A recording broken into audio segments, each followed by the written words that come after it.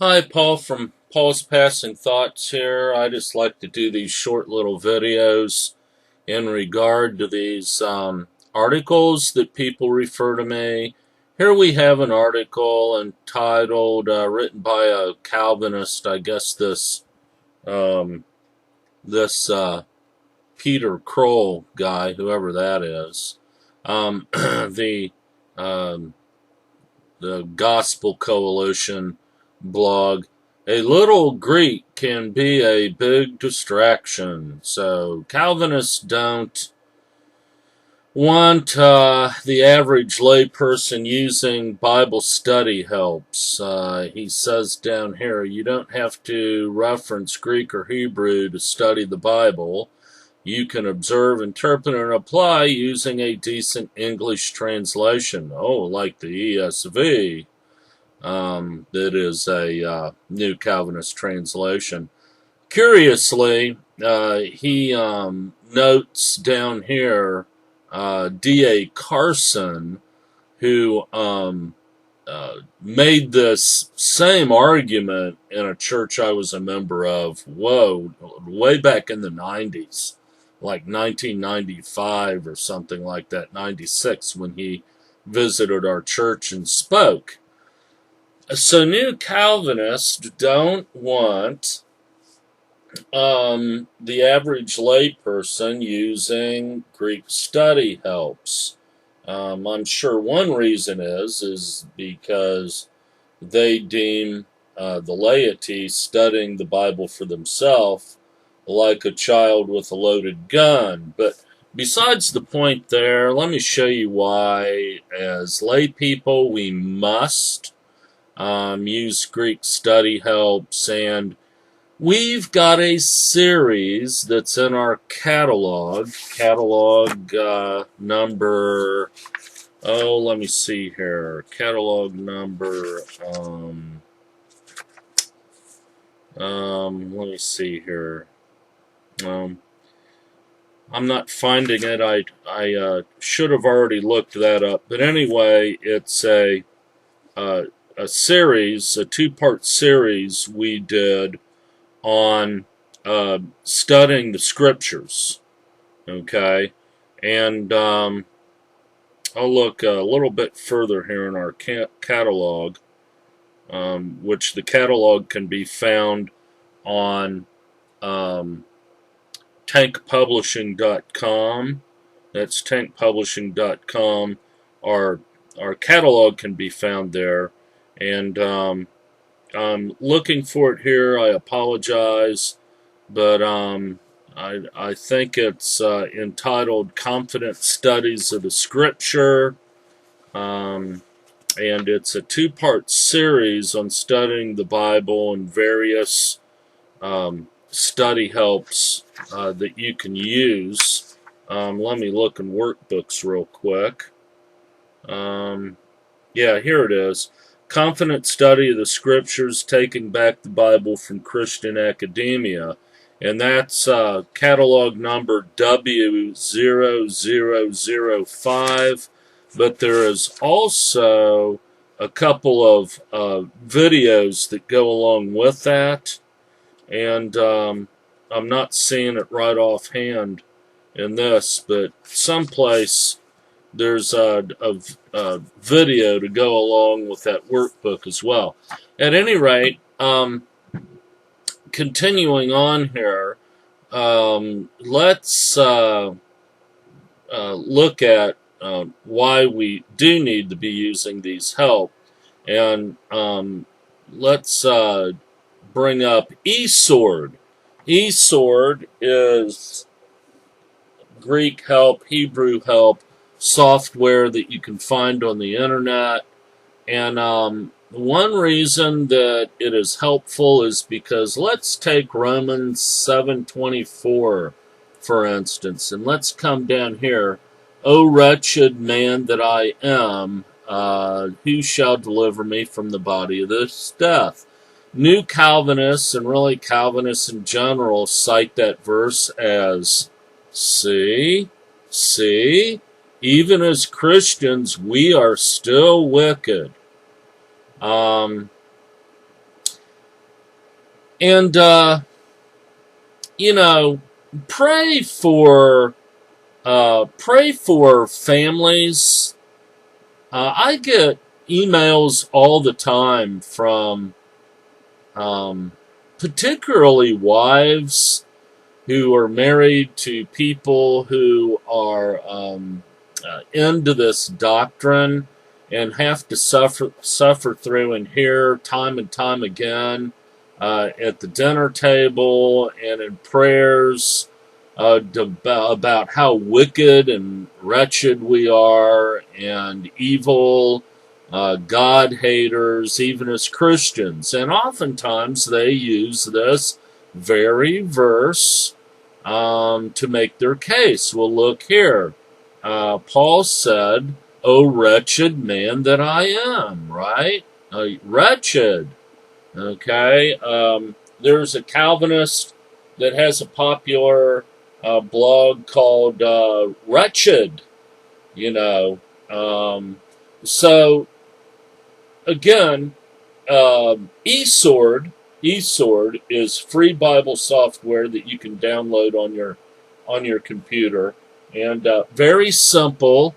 I'll take the opportunity to tell you it'll distinguish between what words are actually in the text and which ones aren't. This is the King James, and it's what we call a literal translation of the Bible. In other words, it's a more word by word, take the Greek word and find the best English word to go in there.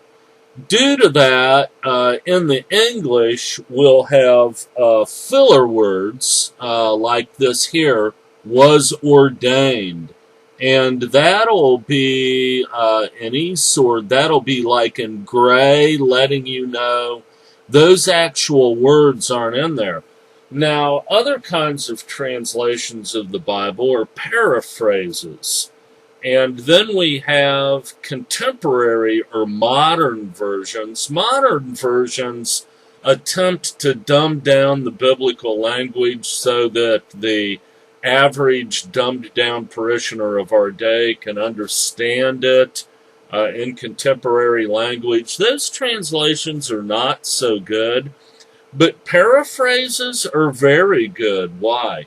Because what paraphrases do, they take a little bit more liberality than the literal translations and attempt to give an idea in the sentence by adding words and changing words. They try to put in there the idea or the meaning behind what's being said, or the idea that the Greek puts forth that is not completely exposed in the English, okay? And what is cool about translations like that, we'll look at that a little bit later, and I'll tell you what is really cool about that, okay, when we look at another tool. So let's take our verse here, Romans 7:24, and let's just look at this word, wretched. And we see here that there is, the word is in there, and there's a little green number here that's the Strong's Concordance number, and we hover over that, and we find that the word is teleoporos or something like that. It even, if you look down, there we go. Oops, wrong there. Yeah, if you look down there, it kind of gives you help in pronouncing it. It's eucharisteo, something like that. But oops, wrong word. I'm hovering over the wrong word. Oops, still hovering over the wrong word. There we go. Now I'm over the right word. I apologize. So anyway, you see the pronunciation is something like tel e poros. Okay, see that help down there, and then we find that the meaning is to be enduring a trial that is miserable, wretched. But the primary meaning of it is enduring a trial. Well, Paul is saying that he's afflicted, that he's enduring a trial against sin. Paul is not here saying specifically that he himself is evil. That's another Greek word. This word means to be enduring a trial. All right? That's why Paul goes on to say, who will deliver me from the body of this death? All right? Because while we're in these mortal bodies, we got to fight with sin. So Paul is saying that he is enduring the trial against sin. Okay? He is not saying that we are evil. Okay? Huge difference. And I contend to you that this is really why Calvinists don't want us messing around with study helps. So basically, let's look at another excellent study help software that's very simple to use. And this is Olive Tree, and you can get it on the internet, and the basic version is only like $25, I think. And I think there's a free version, but the version I have is $20 because, as you can see, I downloaded the Strong's version of it. And let me show you what this software will do. And let's look at the first chapter of James, and this kind of ties in with Romans 8:24, in that Calvinists will often say, See, Paul himself said that we're evil. He said he's evil. And we find out that's not it at all. And you say, no.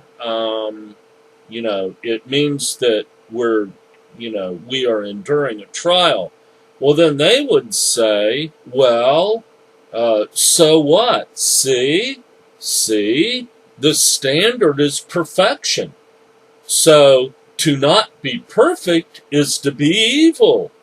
Okay, so either way, Paul is saying we're evil. All right. So basically, let's look at that. Verse 2 in James 1, Count it all joy, my brothers, when you meet trials of various kinds, for you know that the testing of your faith produces steadfastness. Let steadfastness have its perfect effect, that you may be perfect and complete, lacking in nothing.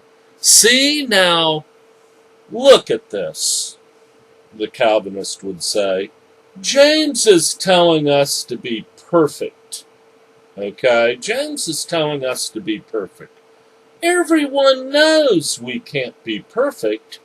So, since the law is the standard and we can't obey the law perfectly, it's all the same. Well, let's look at this word perfect with our Olive Tree software.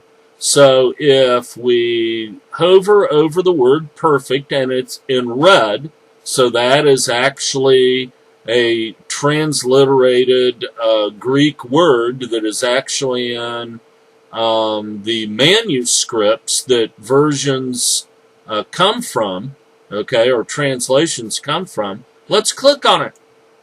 All right, and there is the word, okay. Teleos is my stab at the pronunciation, and it means applications of labor, growth, mental and moral character. It means completeness, full of age, okay. Let me see.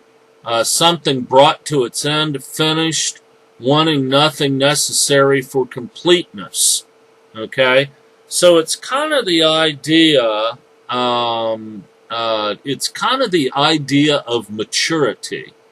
It's the idea of maturity that you, as a person who is full of age, has the tools you need, everything you need to grow spiritually. That's kind of the idea.